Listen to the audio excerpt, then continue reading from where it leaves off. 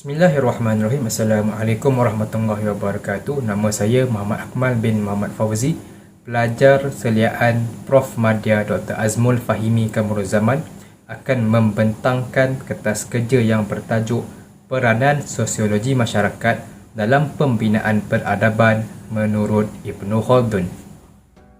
Bagi latar belakang kajian, istilah sosiologi masyarakat ini dikatakan sebagai kajian melihat manusia sebagai suatu sistem gerakan secara berterusan dengan persekitarannya. Dalam peradaban manusia, kita seringkali akan melihat perkembangan dan kemajuan individu, keluarga, komuniti dan negara. Dalam pada itu, apabila membicarakan berkenaan pembinaan tamadun, nama Ibnu Khaldun sering dikaitkan dengannya.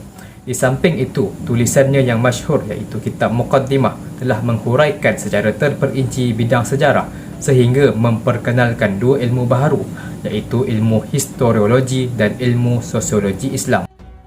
Bagi pernyataan masalah, secara umumnya persoalan mengenai tamadun dan sosiologi masyarakat sering menjadi wacana perbincangan para sarjana. Kebanyakan sarjana dan pemikir bersependapat meletakkan faktor manusia sebagai unsur terpenting dalam sesebuah peradaban. Hal ini kerana manusia merupakan elemen penting yang sentiasa memainkan peranan untuk membangunkan sesebuah peradaban. Sehubungan dengan itu, permasalahan mengenai kepentingan berorganisasi sosial tersebut telah dibahaskan dengan jelas oleh Ibnu Khaldun dalam karya Muqaddimah beliau. Justru, bertitik tolak kepada segala pernyataan yang dikemukakan adalah sangat wajar kajian ini mengkaji dan mendalami pemikiran beliau dalam pembinaan tamadun. Manakala kajian ini dijalankan untuk memenuhi dua objektif utama, iaitu untuk meneliti biografi serta riwayat hidup Ibnu Khaldun, dan yang kedua untuk menganalisis fasal 1 buku Muqaddimah karya Ibnu Khaldun berkenaan peranan sosiologi masyarakat dalam pembentukan peradaban. Bagi mencapai objektif tersebut, metod kajian yang digunakan ialah melalui kajian kualitatif dengan menggunakan pendekatan deskriptif yang berfokuskan kajian kepustakaan. Selain itu, sumber rujukan utama ialah buku Muqaddimah karya Ibnu Khaldun. Pengumpulan data juga dibuat berdasarkan buku, jurnal, artikel ilmiah, tesis dan prosiding di samping mengambil input daripada internet. Seterusnya ialah dapatan kajian. Bagi dapatan kajian yang pertama ialah biografi Ibnu Khaldun. Ibnu Khaldun telah meninggalkan biografi dirinya kepada kita. Akan tetapi, tugas penulis biografi moden bukan sekadar merakam peristiwa tersebut. Sebaliknya, ia boleh digunakan untuk mengesahkan fakta serta menghargai sumbangan beliau. Nama penuh Ibnu Khaldun sebagaimana yang ditulis sendiri beliau ialah Abdul Ar-Rahman Ibnu Muhammad Ibnu Muhammad Ibnu Muhammad Ibnu Al-Hasan Ibnu Muhammad Ibnu Jabir Ibnu Muhammad Ibnu Ibrahim Ibnu Abdul Rahman Ibnu Khaldun. Beliau dilahirkan di Tunisia pada tahun 732 Hijrah, manakala nama gelaran intelektualnya ialah Waliyuddin yang merujuk kepada jasa-jasa dan peranan beliau. Secara ringkasnya, riwayat Ibnu Khaldun terbahagi kepada dua peringkat. Peringkat yang pertama bermula sejak dari kelahirannya sehingga usia beliau mencecah 50 tahun ketika beliau berada di benua Afrika Utara dan Andalusia. Dalam tempoh ini, kehidupannya diisi dengan aktiviti menuntut ilmu dan meningkatkan tahap keintelektualannya. Pada peringkat ini juga, beliau telah menceburkan diri dalam lapangan politik dan pemerintahan negara. Pada peringkat kedua pula, iaitu bermula pada usia beliau 50 tahun ketika beliau berpindah ke Mesir sehingga akhir hayatnya. Pada peringkat ini, beliau berpeluang untuk menjadi sarjana di beberapa buah universiti yang terkemuka di Mesir, di samping menjadi ketua kadi dan bertindak sebagai penguasa dalam bidang kehakiman. Dalam aspek karya Ibnu Khaldun, kajian ini akan lebih menumpukan berkenaan isi kandungan yang terdapat di dalam kitab Muqaddimah yang mengandungi sebanyak 6 bab secara keseluruhan. Bab yang pertama dimulai dengan perbahasan mengenai peradaban secara umum.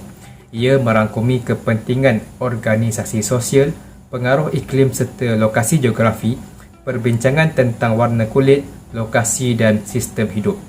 Selain itu, perbahasan pada bab kedua adalah soal peradaban Badui, bangsa-bangsa luar serta keadaan kehidupan mereka. Di dalam bab seterusnya pula telah membahaskan berkenaan pembinaan sesebuah kerajaan dan struktur kuasa. Seterusnya pada bab yang keempat membahaskan sosiologi bandar, termasuk budaya dan gaya hidup masyarakat bandar. Bab kelima pula mengulas tentang ekonomi dalam segala aspek serta kaitannya dengan tabiat kehidupan manusia. Dan akhir sekali bab keenam memperkatakan tentang epistemologi dan sosiologi ilmu. Untuk dapatan kajian yang kedua ialah analisis fasal 1 buku Mukadimah karya Ibn Khaldun. Dapatan ini terbahagi kepada 3 subtopik. Yang pertama ialah keperluan manusia untuk berorganisasi sosial. Yang kedua ialah pengaruh iklim dan demografi dalam pembentukan sosiologi masyarakat. Dan yang ketiga ialah peranan wahyu dan rasional dalam perubahan sosial. Bagi perbahasan keperluan manusia untuk berorganisasi sosial, menurut Ibn Khaldun, kehidupan sosial merupakan satu keperluan manusia. Tanpa kehidupan sosial tersebut, kewujudan manusia semestinya tidak akan lengkap. Hal ini kerana manusia tidak akan mampu memenuhi tujuan penciptaan manusia serta memainkan peranan mereka dengan sepenuhnya. Peranan tersebut merupakan suatu peranan yang amat berat dan tidak akan mampu diuruskan oleh manusia secara individu, tetapi dengan menggunakan elemen penting iaitu bekerjasama. Hal ini bertepatan dengan konsep ta'awun seperti yang digariskan Islam di dalam Al-Quran.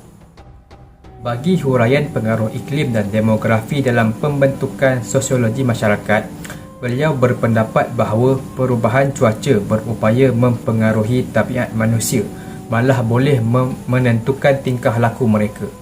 Sekiranya sesebuah tempat mengalami iklim sederhana, maka beliau menggambarkan keadaan kehidupan masyarakat itu dalam suasana yang harmoni. Namun bagi penduduk yang mengalami iklim yang terlampau panas atau sejuk, beliau menggambarkan keadaan kehidupan masyarakat itu dalam keadaan yang kurang menyenangkan. Tambahan pula, Ibn Khaldun menjelaskan bahawa watak masyarakat tersebut lebih cenderung kepada perwatakan yang ganas. Malahan, komuniti masyarakat ini juga dikatakan mengalami tamadun yang agak mundur. Akhir sekali ialah peranan wahyu dan rasional dalam perubahan sosial. Kajian ini juga mendapati bahawa perbahasan mengenai wahyu dan rasional diberikan penekanan yang sewajarnya oleh Ibn Khaldun. Faktor Tuhan diletakkan sebagai perancang utama kepada setiap perubahan yang berlaku dalam setiap peringkat.